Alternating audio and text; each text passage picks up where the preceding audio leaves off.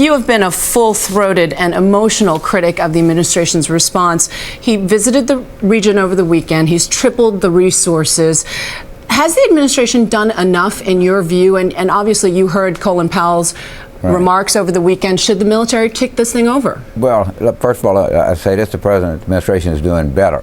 I think this is an unbelievable event. I think the president has to address the nation. Where we are, we're likely, this is already the largest environmental disaster in the history of the United States. Understand that. We're only, what, 40 days into this? This thing is not going to end unless one of these miracle things work. They say August. You know August is not going to be true. It's likely not to end until late September or October. So whatever the situation is today, it may get 2 or even 3 times worse before this thing is over.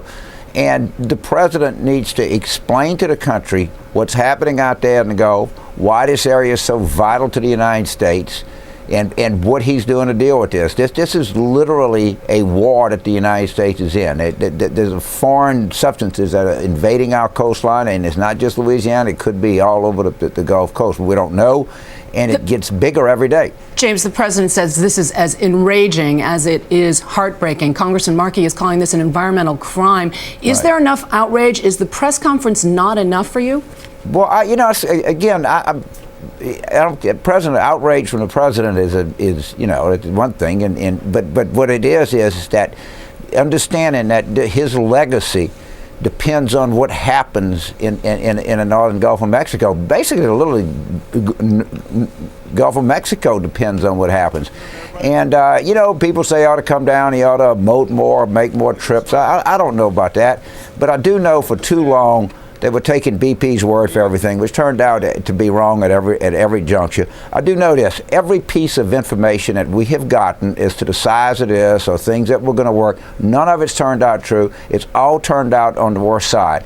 And so, and let's say, and I don't want to argue with the White House. It's very painful. I don't like arguing with people in my party. But James, in the short time we have left, it looks like, as you say, the oil is going to continue gushing throughout the summer. This is the beginning of hurricane season, the beginning of tourist season. How is that region, the region you love so much, going to cope?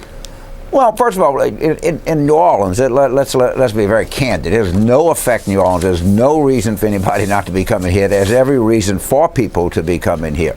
If you're a sport fisherman, it's the best sport fisherman probably in the world, you're not going to have the summer so far doesn't look very promising for you. And that's a shame. But, I think the president understands the depth of this, and I think that he's been down here, and I really think he's going to give this address to the nation, explain to us what's going on, rally us as a country, and take charge of this thing. At least I hope that's the case. James Carville, with your hopefulness, we appreciate your being here this morning.